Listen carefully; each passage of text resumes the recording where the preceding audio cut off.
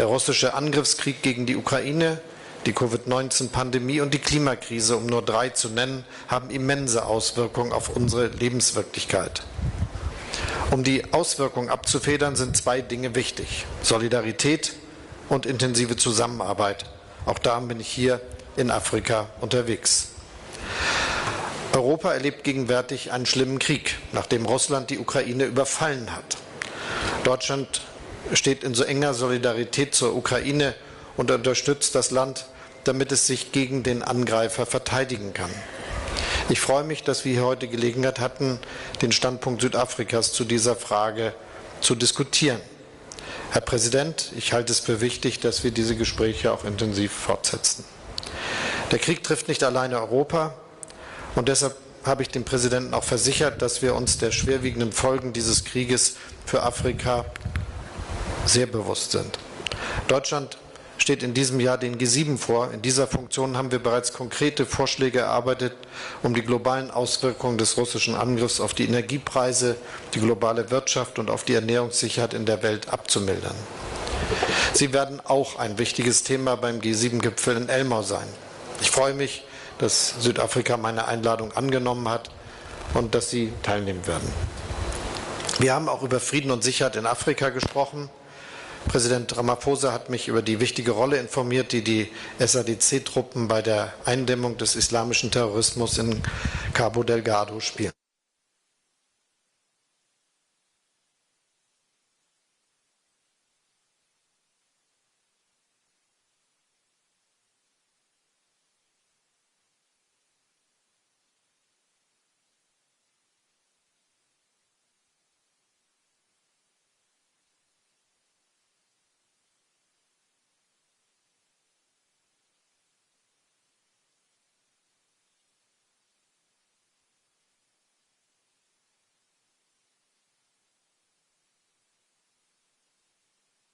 Und sehr ambitionierte Ziele. In Deutschland sind wir dabei, den Umbau unserer Energieversorgung zu beschleunigen. Unser Wissen und unsere Erfahrung wollen wir aber nicht für uns behalten. Die Just Energy Transition Partnership, die Sie bereits erwähnt haben, an der Deutschland eben mit weiteren Partnern beteiligt ist, greift einige der drängendsten Fragen unserer Zeit auf. Ich freue mich, dass wir intensiv an konkreter Umsetzung arbeiten, auch über den Fortschrittsbericht und über viele, viele andere Maßnahmen, die ergriffen werden sollen. Sie kann ein Schlüsselinstrument sein, um den Übergang zur Klimaneutralität zu beschleunigen. Und sie wird auch ein Ausgangspunkt dafür sein, dass sich die private Wirtschaft noch stärker in Südafrika engagiert und dort investiert, um auf Zukunftsmärkte wie grünen Wasserstoff zu setzen. Heute werde ich noch das südafrikanische Unternehmen Sasol besuchen. Es ist das Ergebnis einer vielversprechenden deutsch-südafrikanischen Forschungskooperation, um klimaneutralen Flugzeugtreibstoff zu entwickeln. Im Laufe des Tages werde ich außerdem an der Feier zum 70-jährigen Bestehen der deutsch-südafrikanischen Industrie- und Handelskammer teilnehmen. Es gibt kaum einen besseren Beweis, wie stark deutsche Unternehmen in Südafrika engagiert sind. Präsident Ramaphosa und ich sprachen auch über die enge Zusammenarbeit auf dem Gebiet der Impfstoffproduktion. Wir sind uns einig, wie wichtig der Impfstoff ist, um der Pandemie Herr zu werden. Aber jetzt erstmal, thank you very much for your kind hospitality. It's great to be here in South Africa. Thank you. Thank you, Excellencies. We will now just have a moment to have the Chancellor's remarks translated, please.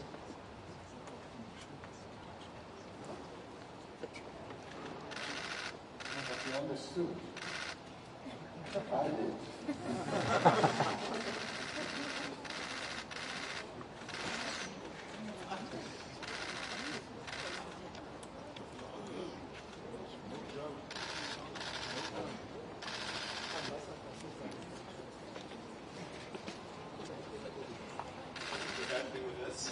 We'll proceed with the first question from Mr. Bushler. Available for your first question. Please.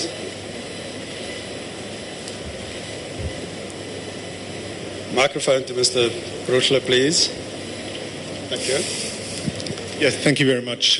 Daniel Brosler, Süddeutsche Zeitung. Question to the President South Africa has abstained in the United Nations in the vote against the Russian attack on Ukraine.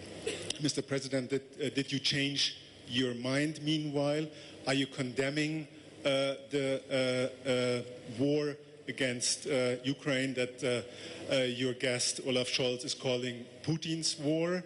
And is it your opinion that Russia can and should take part in the G20 summit? And if I may ask, South Africa, as a country that has profited so much from the sanctions against apartheid, why is South Africa not supporting the sanctions against Russia in this case? Und Herr Bundeskanzler, darf ich Sie fragen, inwieweit schwächt es die Position gegenüber Russland und das Vorgehen gegen Russland, dass so viele Länder der Welt nicht an den Sanktionen gegen Russland teilnehmen, und sollte Ihrer Ansicht nach Russland am G20-Gipfel in diesem Jahr teilnehmen oder nicht? Vielen Dank. Okay. Yeah. Yeah, no, so that one I heard, yeah. No, thank you very much. Chancellor Scholz and I had a couple of good minutes in our tete-a-tete, and we talked about a whole number of issues, including the conflict between Russia and the Ukraine. And I was actually quite heartened by the explanations that he gave in regard to the stance that they have taken. But Chancellor Scholz also understands, and did say he understands, the positions that have been taken by a number of countries in the world, that there are a number of countries, a majority, who supported the stance that was taken at the United Nations General Assembly, also understood those that voted in favor of Russia, and also understood those that abstained, and South Africa being amongst those, and understands very much the reasons that each of the countries have articulated. And as you well know, the position that we took was that we would like negotiations, dialogue, and engagement to underpin engagements with Russia on this matter, or between the two countries. And we've been fairly consistent on that, because we know very well the value of dialogue, negotiation, and collaboration, as in many ways it also gave birth to our own democracy. We are where we are as a nation, as a country, as a result of dialogue, negotiation, and collaboration between belligerent entities. We were pitted against each other with the apartheid regime, but it was only through dialogue, through negotiation, that brought the end to the conflict. And that is the position that we've articulated. And interestingly, we've also articulated that position to both President Putin and to President Zelensky as well. And to also those that we have had occasion to talk to, including President Biden, President Xi Jinping, President Macron, and a number of others. And it is this position that I believe should really be the order of the day. And it is for that reason today also that we say we'd like this conflict to come to an end. And one of the best ways of doing so is to call for a cessation of hostilities. And that should be achieved through negotiation. And in the end, once there is, say, a ceasefire, we would then be able to get the two belligerent parties into serious negotiations. Now, you spoke about sanctions. Now, the sanctions that have been imposed on Russia are going to have and are having an overarching impact. Even those countries that are either bystanders or not part of the conflict are also going to suffer from the sanctions that have been imposed against Russia. Now, sanctions that you spoke about that were imposed against South Africa during the apartheid regime were a different set of sanctions. There were countries that supported those, and there were countries that did not support. But in the end, what really succeeded was negotiation. And negotiation brought the end of the apartheid nightmare and the apartheid conflict. And Chancellor Scholz understands the position that we have taken. And of course, on these types of matters, countries take different positions. And our position in the end is what we believe will be the real true solution to the conflict that is going on between the two countries. Engagement, dialogue, and negotiation. I don't see any other way other than negotiation and dialogue. Thank you very much.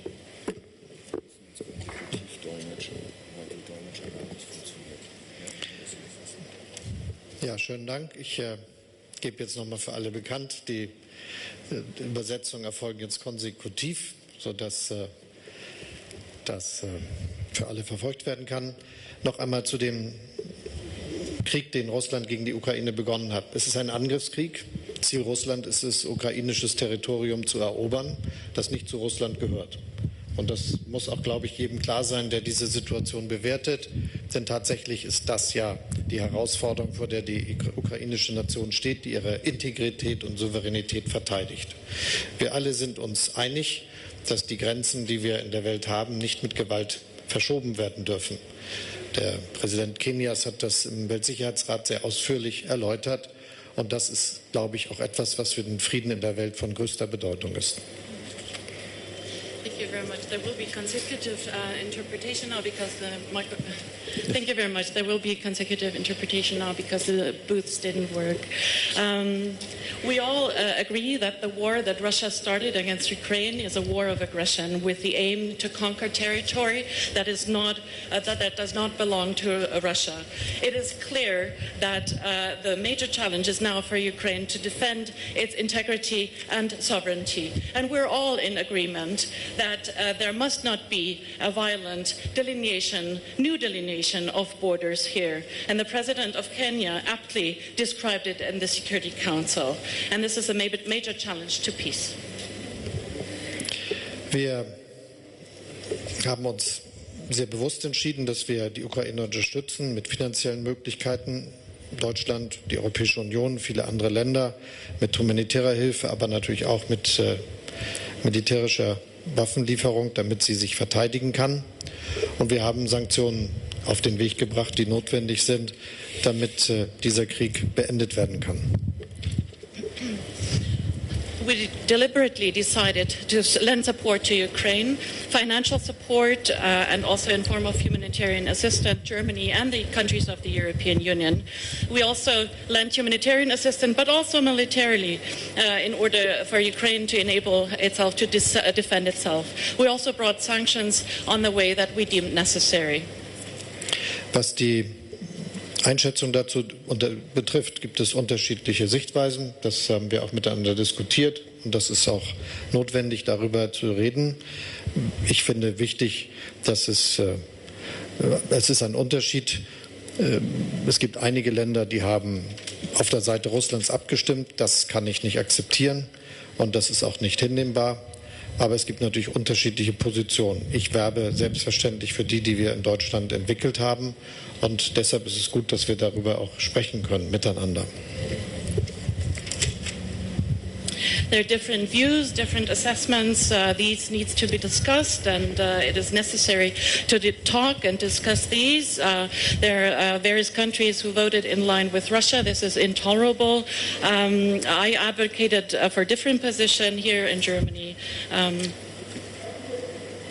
And we discussed on the question how to deal with that, having different views on the question how to act in the General Assembly. Und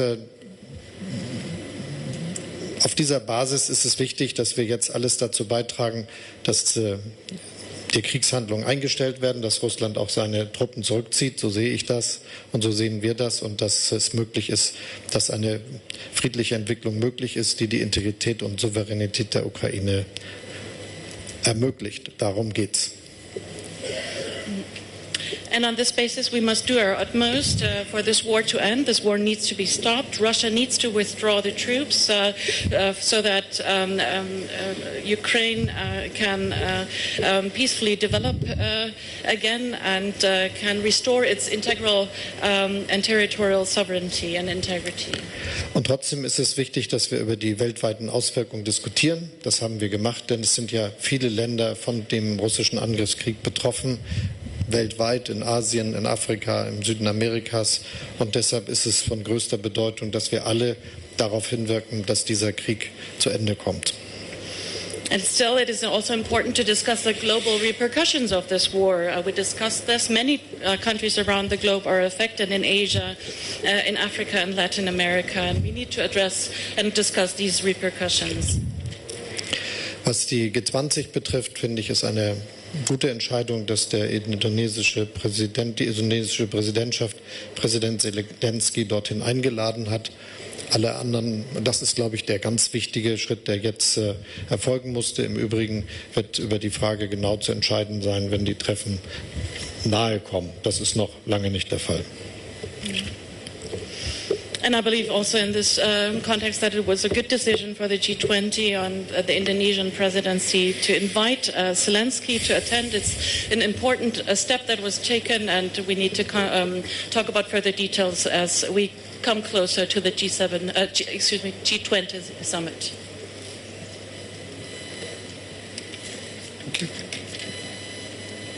Thank you, Chancellor. Due to time constraints, we only have time for one question from the South African side.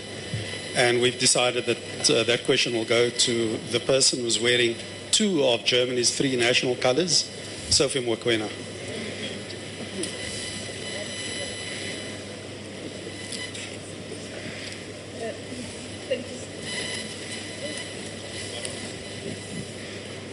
Thank you so much. My name is Sophie Mokoena. I'm from the South African Broadcasting Corporation, SABC.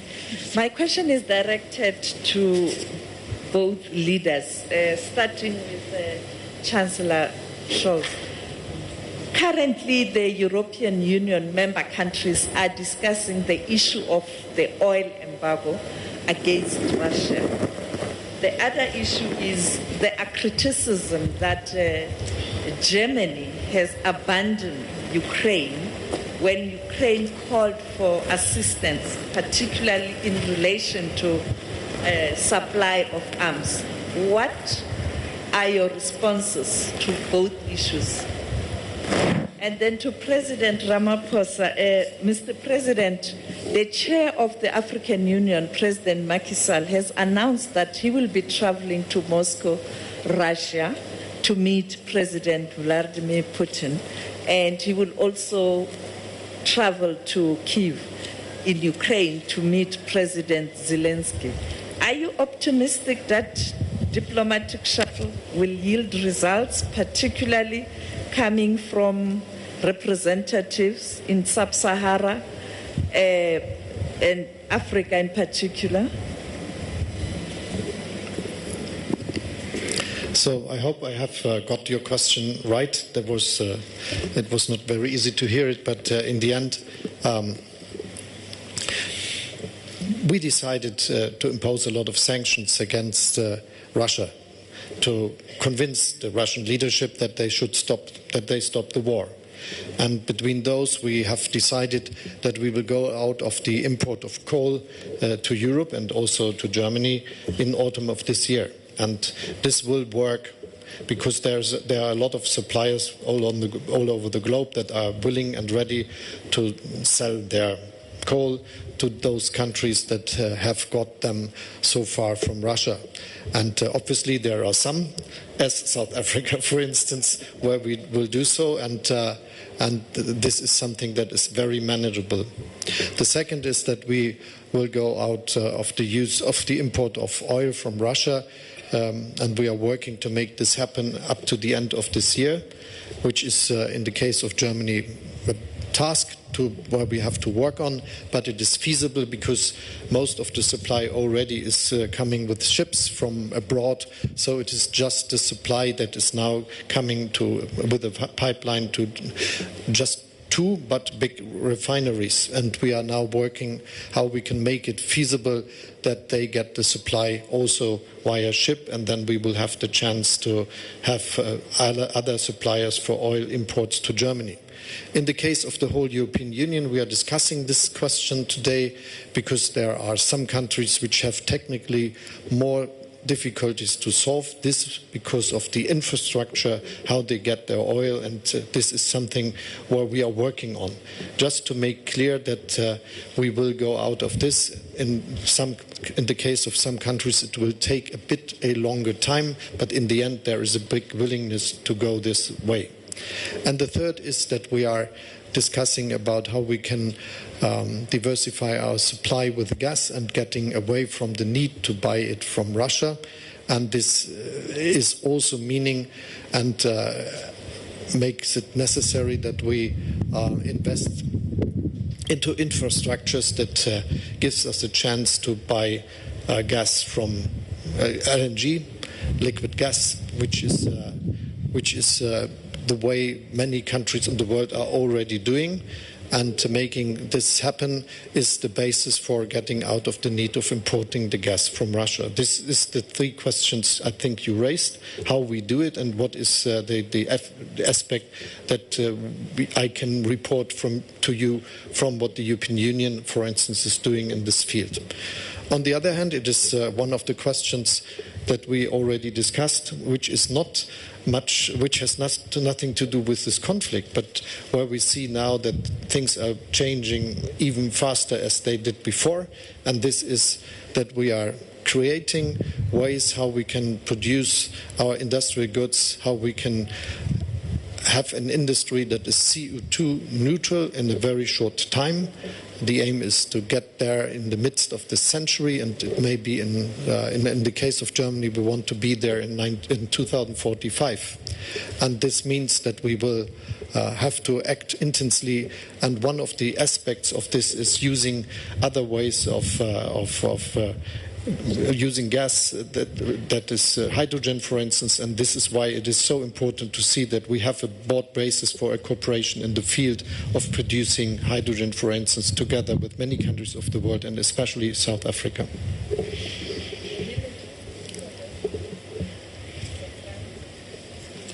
Ich habe das Wort nicht verstanden.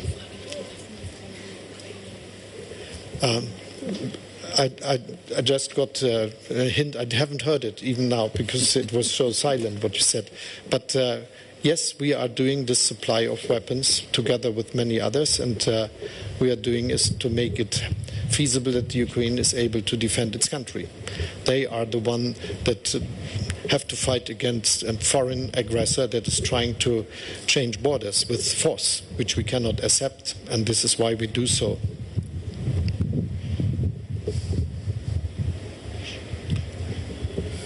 In relation to the question you raised about the African Union chairperson going to Moscow and also to Ukraine, I had occasion to attend the meeting of the African Union Bureau, and at that meeting a discussion ensued on Africa's stance and response to the conflict between Russia and the Ukraine. It was there decided, and we participated in the discussion, that indeed the chair of the AU, President Macky Sall, should travel to Russia, but we also said that he should travel to Ukraine. So it should not just be a one-sided type of visit. We believe that Africa does have a role to play because it has access to both leaders in both countries to foster the whole process of dialogue, to foster the whole process of negotiation. And of course, Africa, like any other country, will approach these discussions with a hope that they will have an impact. And that's the best that we can do, to embark on, if you like, a diplomatic process that will be led by President Macky Sall, as well as the chair of the Commission, Mr. Musa Mohammed. So we want them to go, and in a way they'll also be representing Africa and Africa's views and perspective on what we believe needs to happen. And as I said, this will all be underpinned by Africa's quest to see that there should be dialogue, because, as I said, that is the only way that even Africa sees this conflict coming to an end. We don't really see it coming to an end in any other way, as it has gone on for so long. Just commenting on the last part of Chancellor Scholz's views or point on the cooperation between the two countries, South Africa and Germany, I would like to believe that our relationship will be turbocharged into a much higher level as both countries transit towards greater aspects of renewable technologies, utilization, for instance, of hydrogen. And we are very heartened to hear that Germany will be wanting to cooperate with countries like ours in that regard. We have embarked on a hydrogen economy direction, and we hope to be one of the key players in the hydrogen sector. Thank you very much. Thank you, Your Excellencies, for sharing this part of the afternoon with us. Thank you, ladies and gentlemen. Thank you to our delegations. We will now allow our leaders to take their leave. Thank you.